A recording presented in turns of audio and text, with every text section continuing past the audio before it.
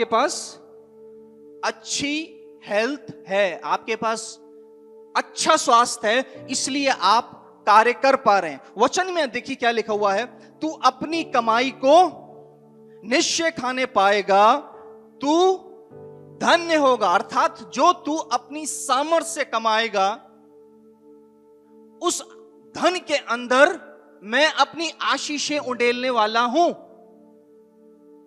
से for this one, आपने अपनी मेहनत से, अपनी कमाई से, परमेश्वर के भय में, उसके मार्गों में चल करके 30,000 रुपए कमाए। से फॉर एग्जाम्पल, वो अभी आपकी सिर्फ कमाई है, वो सिर्फ मंथली इनकम है, परमेश्वर की आशीष आनी बाकी है। और जब परमेश्वर उन पैसों में अपनी आशीष मिलाएगा, तब आपकी वो धन, तब वो आपकी अर्निंग क्या हो जाएगी? आशीषित धन हो जाएगी। फिर वो अकेला धन नहीं रहा। अगर आपकी पॉकेट में सिर्फ धन है, मैं आपको गारंटी दे रहा हूं 50,000, 60,000, 70,000 की सैलरी भी आपके लिए कम पड़ने वाली है और आप रोते रहेंगे, पैसा नहीं है, पैसा नहीं है, हमेशा नई नई हंटिंग करते। लेकिन एक चीज मैं बताना चाहता हूं, जब आपका धन आशीष में बदल गया, अर्थात अब वो आशीषित धन हो गया, तो वचन में लिखा है धर्मी का थोड़ा सा धन दुष्ट के बहुत से धन से उत्तम है, क्योंकि उसमें प्रभु आशीष देता है। हालेलुया। जो यहोवा पर भरोसा रखता है, अभी हमने पढ़ा, जो यहोवा का भय मानता है और उसके मार्गों में चलता है, वो अपनी कमाई को निश्चय खाने पाएगा, तू धन्य होगा और तेरा भला ही। This is the blessing, promise, प्रभु का आशीष का प्रॉमिस है आपके लिए। ये प्रॉमिस को, भजन संहिता 128 के प्रॉमिस को आप एक कागज पे लिखकर अपने जेब में रख लीजिएगा, अपनी कार में लगा लीजिएगा, अपने घर में सामने टांग लीजिएगा, क्योंकि ये आपके जीवन में बड़ा काम आने वाला है। जितने यहां पर मेरे युवा भाई बहन बैठे, जो परिवार जिनके हैं और जिनके होने वाले हैं, आपको मैं जानता हूं आज के समय में हर व्यक्ति को स्टेटस मेंटेन करना है, हर व्यक्ति को ज्यादा कमाना है। मैं आई अंडरस्टैंड, मैं उसके अंदर आपसे कोई, I am not a expert कि मैं आपको इसमें काउंसलिंग दूं, लेकिन हाँ, प्रभु की आत्मा में मैं कई ऐसी काउंसलिंग देता हूं जिसमें कि उससे मेरा इंटरेस्ट भी, उससे मेरा कोई लिंक भी नहीं होता है। लेकिन एक बात बताना चाहता हूं, आपको सब चीज की जरूरत है, लेकिन आपको इस पृथ्वी पर एक आनंदित परिवार की जरूरत है। If your family is happy, अगर आपका परिवार आनंदित है, अगर आपके परिवार में आनंदित है, आप इस पृथ्वी पर आशीषित हैं।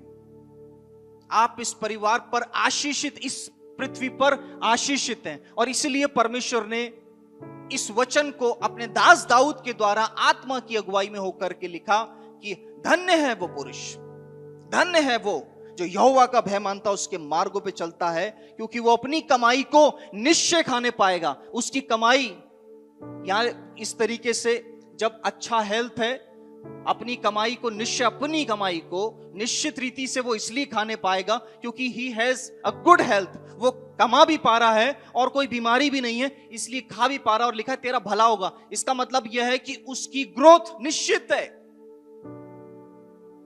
हेलो, उसकी ग्रोथ निश्चित है।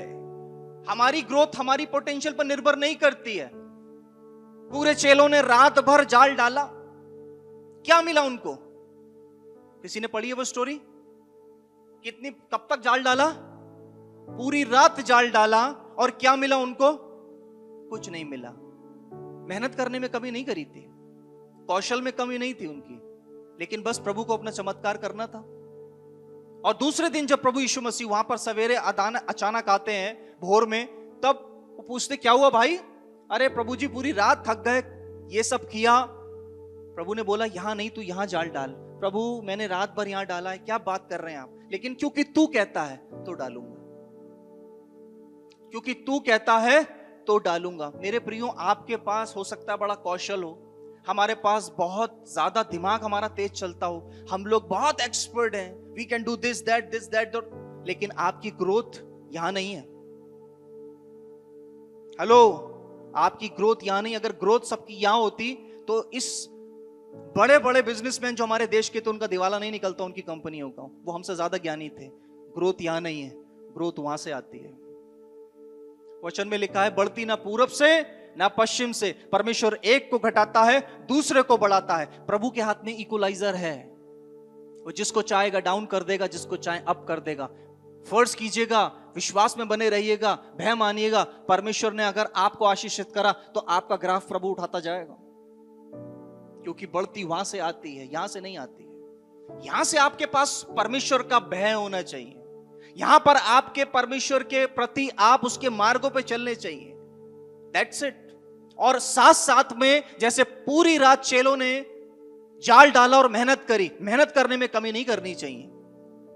बात है फल की, तो आप निश्चिंत हो जाइए। जब आप परमेश्वर का भय मान रहे हैं तो वचन में लिखा हुआ है कि तू अपनी कमाई को निश्चय खाने पाएगा, और तू धन्य नहीं होगा, तेरा धन जो तेरे पॉकेट में आया है वो भी धन्य होगा। हालेलुया। लिखा है वचन के अंदर, अभी हम लोग ने पढ़ा, यहोवा का जो भय मानता है और उसके मार्गों में चलता है, वो अपनी कमाई को निश्चय ही खाने पाएगा। अगली आयत पढ़ें। हाँ, तेरे घर के भीतर तेरी स्त्री फलवंत दाखलता सी होगी। मैं हमेशा जवानों से बोलता हूं, बहुत प्रार्थना करो, बहुत प्रार्थना करो।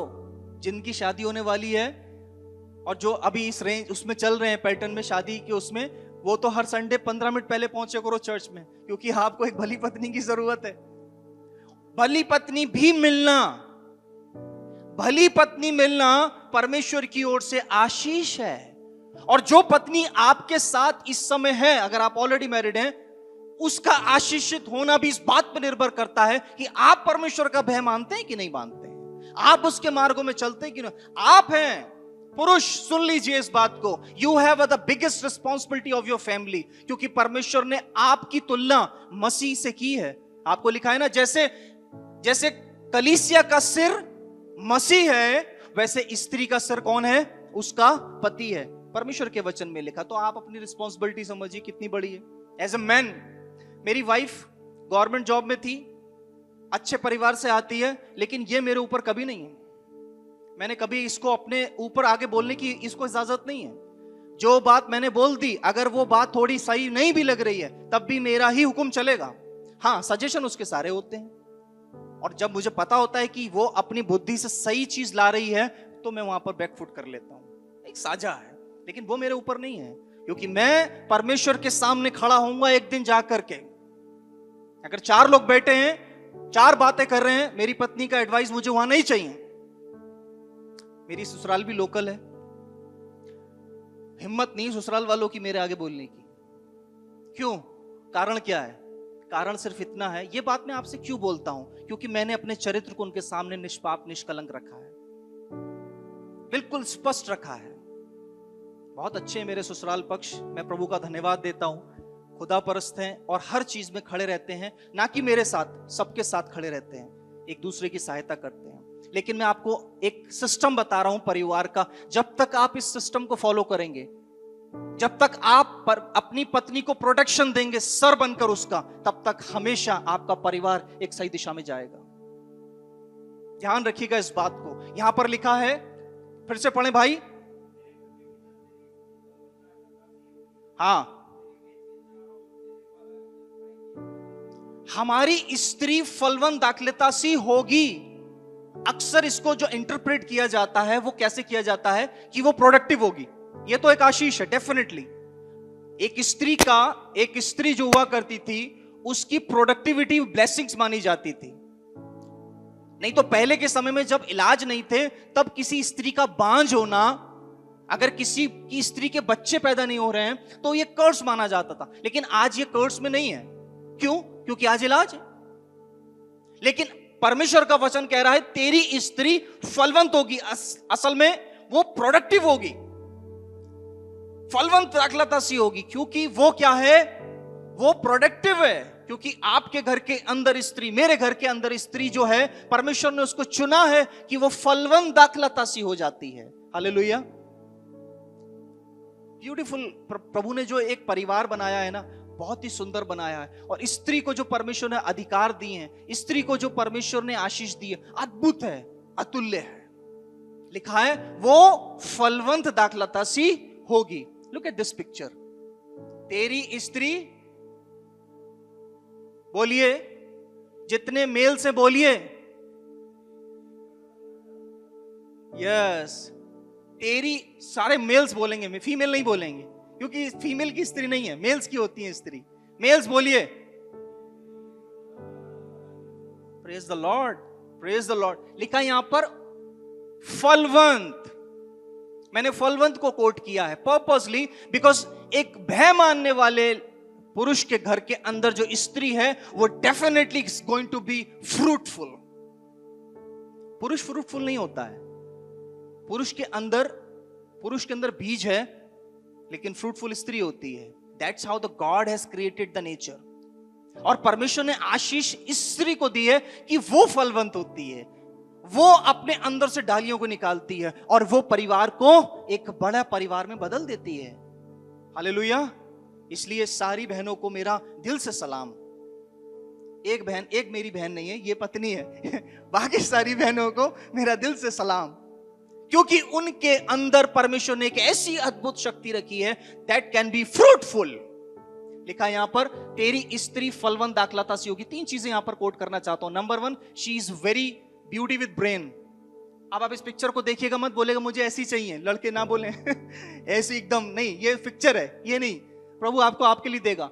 एक हाथ में ब्रेन है, दूसरे हाथ में हार्ट है। दैट मीन्स इज, एक तरफ वो बुद्धि से सोचती है, लेकिन दूसरी तरफ भावनाओं से जुड़ी हुई है। इसका मतलब एक स्त्री जो फलवंत है परमेश्वर के वचन के अनुसार, she create a solid balance emotionally. Hello, किसी भी एक साइड ज्यादा अगर चले गए, वो स्त्री पूरे घर के अंदर अनबैलेंस ला सकती है, क्योंकि परमेश्वर ने स्त्री को इसीलिए फलवंत होने की कुंजी दी है, क्योंकि वो एक फलवंत होती हुई स्त्री जो होगी, जो परमेश्वर का भय मानने वाले पुरुष को मिली है, वो सबसे पहली चीज जहां उसको ब्रेन का इस्तेमाल करना है, शी विल यूज ब्रेन। घर के बढ़ोतरी के लिए शी यूज हर माइंड। घर की बढ़ोतरी के लिए, घर को कैसे संभालना है, अब इससे नेक्स्ट लेवल पर कैसे लेके जाना है। पति के सिर पर जिम्मेदारी है, बाहर का सोशल स्टैंडर्ड, प्रोडक्शन, फाइनेंशियल, सारी चीजें उसके दिमाग में है। लेकिन पत्नी के दिमाग के अंदर क्या चल रहा है? How to take my family from one place to next level. ये फलवंत स्त्री का फ्रूटफुल वाइफ्स का सबसे बड़ा कर्तव्य है कि वो परिवार को एक फ्रूटफुल होने के नाते, आशीषित होने के नाते एक स्थान से अगले पड़ाव पर कैसे लेके जा रही है। She thinks so wisely. वचन में लिखा है, नीति वचन के अंदर, एक मूढ़ स्त्री अपने घर को अपने हाथों से ढा देती, गिरा देती है, लेकिन बुद्धिमान वो उसको बना लेती है। और किन परिस्थितियों में बनाती है? विषम परिस्थितियों में बना लेती है। जब आंधी है, तूफान है, सारी चीजें हैं, लेकिन उसके बावजूद भी वो अपने घर को बनाती है। दूसरी चीज यहां पर हम देख रहे हैं, एक तो इमोशनली बैलेंस्ड है, दूसरी चीज प्रोडक्टिव है, यानी कि क्रिएटिव है। वो अपने परिवार के लिए मेहनत करना भी जानती है। जब जरूरत पड़ेगी तो वो अकॉर्डिंगली मेहनत भी करने में पीछे नहीं है, क्योंकि उसके दिमाग में रात दिन एक ही ख्याल है कि कैसे अपने पति, अपने बच्चों और अपने परिवार को समाज में सम्मान दिलाना और इसको अगले स्तर पर लेके जाना। ये सिर्फ महिलाओं की जिम्मेदारी नहीं। आप ये मत सोचिएगा आज वुमेन डे है तो मैं वुमेन्स को प्रीच कर रहा हूं। नो, ये ब्लेसिंग है उस पुरुष के लिए जो यहोवा का भय मानता है और उसके मार्गों में चलता है। वो ऐसी ही स्त्री पाता है और उसके घर में ऐसी स्त्री परमेश्वर उसको फलवंत दाखलता सी बनाता है। और सबसे लास्ट में हम देखते हैं जो यहां पर लिखा है कि फलवंत दाखलता सी होगी। इसका मतलब यह है कि वो इंटेलेक्चुअल होगी, बुद्धिमान होगी, समझदार होगी, हार्ड वर्किंग होगी, इमोशनली बैलेंस्ड होगी। फलवंत है ना, वो प्रोडक्टिव है, उसके पास सारे सॉल्यूशन निकल आएंगे। Hello, if you want to be blessed like this, you had to be, आपको परमेश्वर के भय में रहना है और परमेश्वर के मार्गों में लगातार चलना है। जैसे यहां पर लिखा है, यहोवा का भय मानता है और उसके मार्गों में चलता है। आगे है उसके बच्चे, पढ़े कोई, इसमें क्या लिखा है? तेरी मेज के चारों ओर तेरे बालक जलपाई के पौधे से होंगे। लुक एट दिस, तेरे बच्चे मेज के चारों तरफ जलपाई के वृक्ष के समान होंगे। लुक एट द पिक्चर, जहां सब हैं वहां बच्चे भी हैं, और बच्चों का जो ये मोमेंट है, जहां बच्चे आपके साथ टेबल पर मौजूद हैं, डेफिनेटली आपके बच्चे सेफ हैं। आप ये मत सोचिए कि आपके बच्चे, मेरे बच्चे अगर चर्च जा रहे हैं तो सेफ है। वो चर्च तब जाएंगे जब वो आपके साथ टेबल पर हैं, खाने के टेबल पर। आप याद रखिएगा, your children should be on the table with you while you are eating meal. अगर आपके बच्चे आपके साथ मेज पे नहीं है, डेफिनेटली वो आपके साथ नहीं है। इसलिए इस बात को, अगर आपके माँ बाप आज भी जिंदा हैं, आप अपने माँ बाप के साथ टेबल शेयर कीजिए, और अगर आपके बच्चे हैं आप उनको इंसिस्ट कीजिए कि वो टेबल शेयर करें, और जिनके बच्चे होने वाले हैं वो ध्यान रखें कि उनके बच्चे उनके साथ खाने की मेज पर होने चाहिए। यह आशीष है परमेश्वर की। अगर बच्चा आपका मेज पर मौजूद है, इसका मतलब वो आपके साथ है, और वहां से उसकी पहला चर्च आपकी टेबल है, पहला चर्च आपका घर है। जहां वहां वो ट्यून होगा तभी वो परमेश्वर के भवन में जाएगा, वरना सिर्फ धक्का परेड है, धार्मिकता की पूर्ति है। चर्च में होना ना होना कोई बड़ी बात नहीं है। मैं चर्च में ऐसे लोगों को बैठा हुआ देखता हूं, वो जो चर्च में बैठते हैं बाहर जाकर के हर वो काम करते हैं असामाजिक, गंदा और घिनौना। इसलिए मैं, बहुत से लोग बोलते पादी साहब और भी लोगों को बुलाइए नवजीवन के अंदर। मैं कहता हूं, मैं किसी को इंसिस्ट नहीं करता हूं, तुम आओ भीड़ इकट्ठी करो। सबको मालूम है, इनविटेशन जिसको प्रभु बताता है मैं उसको दे देता हूं, लेकिन मैं उसके पीछे नहीं पड़ता हूं भी तू भी आ, भीड़ इकट्ठी कर। ये नहीं है। क्यों? कारण क्या है? क्योंकि परमेश्वर के भवन में होने से पहले क्या वो घर के अंदर आशीषित है कि नहीं है, दैट्स रियली मैटर्स। और अगर घर में वो टेबल पर मौजूद है, तभी वो चर्च या प्रभु के भवन में आशीषों के साथ आएगा और भर भर के आशीषें लेके जाएगा अपने मेज पर। I am not preaching Christians, लेकिन मैं मसीह परिवारों की बात कर रहा हूं, मसीह परिवारों की। अगर मसीह परिवार हमारे हैं तो मसीह परिवारों के लिए अवश्य है कि उनका परिवार प्रभु के भय में संगठित रहे, उनका परिवार मसीह के भय में संगठित रहे। अगर हम अपने परिवारों के प्रति अपनी जिम्मेदारी, मसीह जिम्मेदारी पूरी नहीं कर पाए, मैं गारंटी के साथ कह सकता हूं हम कभी भी परमेश्वर की आशीषें, एक्सक्लूसिव ब्लेसिंग्स कभी नहीं प्राप्त कर पाएंगे in our families, in our individual life, व्यक्तिगत जीवनों के अंदर। वचन में लिखा है, तेरे बच्चे मेज के चारों तरफ। Try to insist your kids, अपने बच्चों को मेज पर लेकर आए, बिकॉज मेज एक ऐसा स्थान है जहां आप उनसे और वो आपसे खुलकर बात करेंगे। वो आपका प्रोडक्टिव टाइम है, वो आपका फलवंत होने का समय है, जहां पर आप अपने बच्चों के हर भाव को समझेंगे।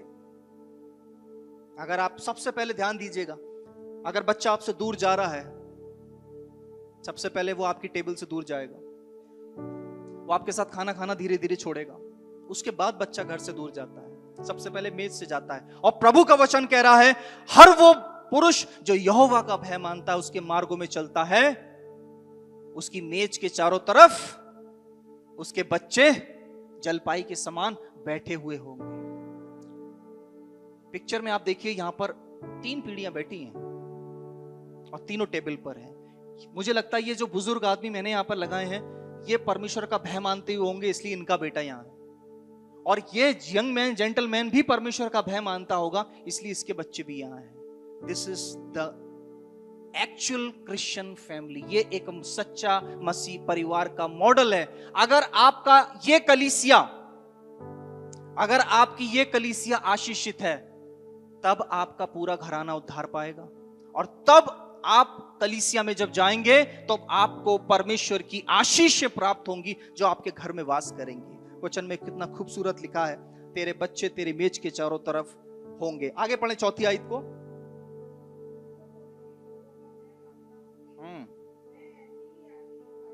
ओके,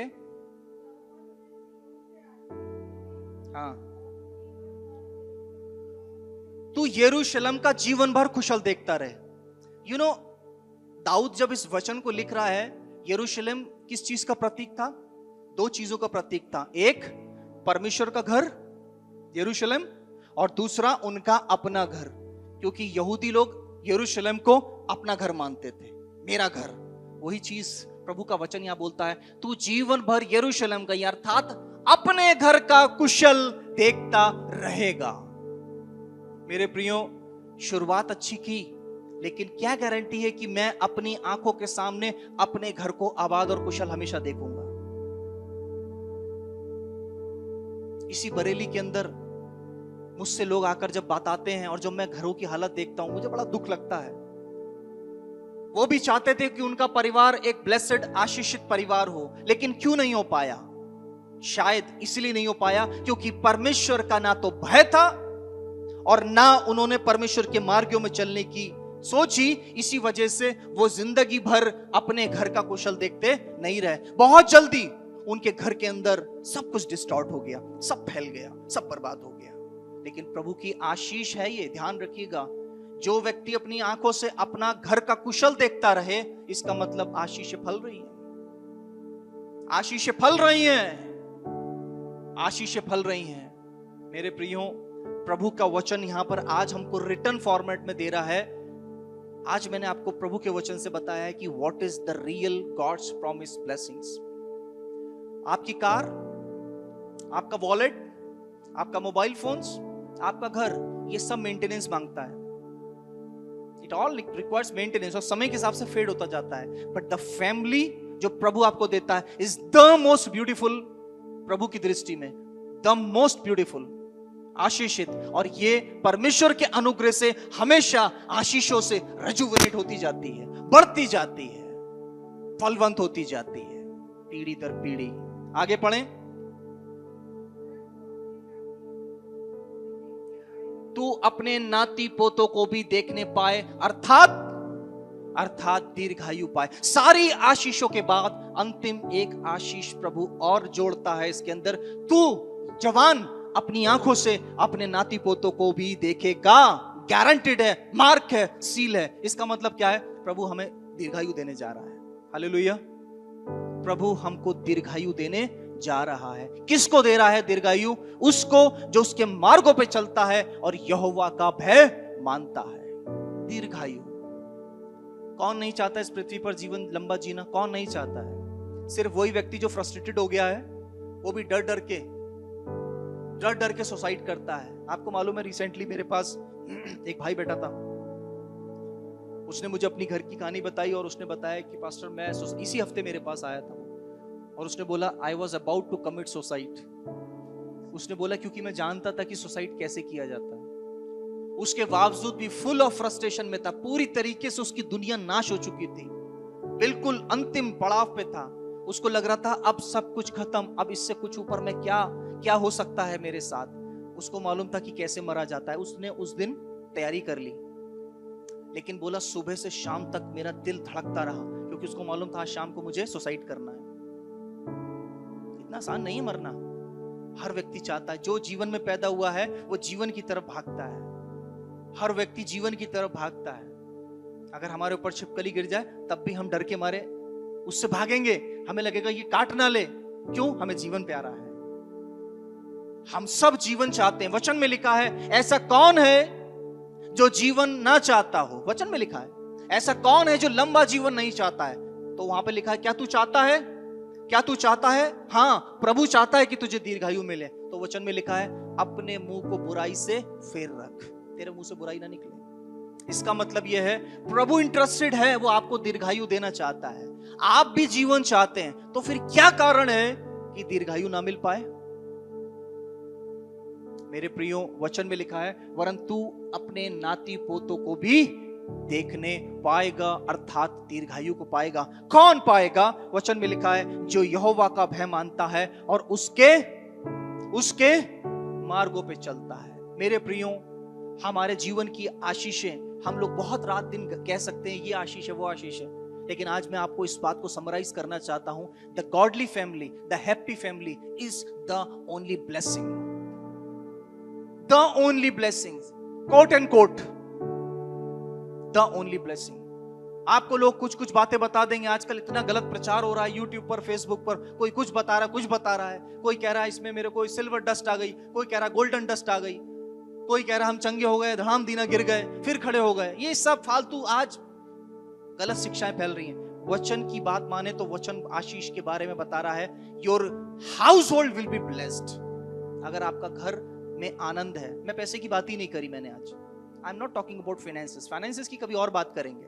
फाइनेंशियल ब्लेसिंग्स भी हैं और वो कैसे अनलॉक की जाती हैं वो आपको मैं बताऊंगा आत्मिक रीति से, but I have not talk about the finances. Finance नहीं है, परमेश्वर आपके परिवार को आशीषित कर सकता है, नॉट बाय फाइनेंस। यहां लिखा है जो यहोवा का भय मानता उसके मार्गों में चलता है, उसको परमेश्वर एक आनंदित, खुश और आशीषित परिवार में बदल देता है। Hallelujah. If you want to be a blessed family or part of a blessed family, start fearing God. परमेश्वर के उस भय को समझें, उसके मार्गों में चलना प्रारंभ करें, क्योंकि ये लाइफ इतनी आसान नहीं है। और आपके इस जीवन के अंदर आपका परिवार ही है जो आपको सारा तरीके से सपोर्ट करता है, एंड्योर करता है, बिकॉज परमेश्वर ने ऐसा क्रिएट किया है। आदम का प्रभु को अकेला रहना अच्छा नहीं लगा, तो प्रभु ने सहायिका बना दी, सुंदर स्त्री लाया उसके पास, और उसके बाद उनका परिवार आशीषित होने लगा। लेकिन जब आशीषित हो ही रहा था तो वो परमेश्वर का भय मानना छोड़ दिया, और क्या हुआ? उन दोनों के बीच में दरार आ गई और परिवार डिस्टॉर्ट हो गया। जब परिवार डिस्टॉर्ट हो गया, विकृत हो गया, पाप आ गया, और उसी परिवार में ऐसे ऐसे जघन्य अपराध हुए जिनका पाप आज भी हमारे स्ट्रीम लाइंस में चल रहा है। हर वो दास, हर वो जन जो यहां बैठा है, यदि वो यहोवा का भय मानता है, उसके मार्गों पे चलता है, भजन संहिता 128 अपने घर पे जाकर चिपका लीजिएगा। परमेश्वर अकॉर्डिंग टू इस वर्ड आप रिसीव कीजिए, इसको आपको आशीषित करेगा, आपके परिवार को आशीषित और कुशल आनंदित परिवार में बदलेगा, because that's a blessing, that's a blessing. Money will come and go, job will come and go, business will come and go, लेकिन अगर आशीषित परिवार है वो कभी भी खत्म नहीं होता है, वो हमेशा आपको आनंदित करेगा, आनंदित करेगा। आप बाहर से दुख होकर आएंगे, टेंशन में आएंगे, लेकिन happy family will make you rejuvenate, because that's a blessing of God. परमेश्वर की आशीष है। आइए प्रार्थना करें और परमेश्वर के हुजूरी में चलें, प्रभु को धन्यवाद दें और बोले, प्रभु I bless your name because you are my portion.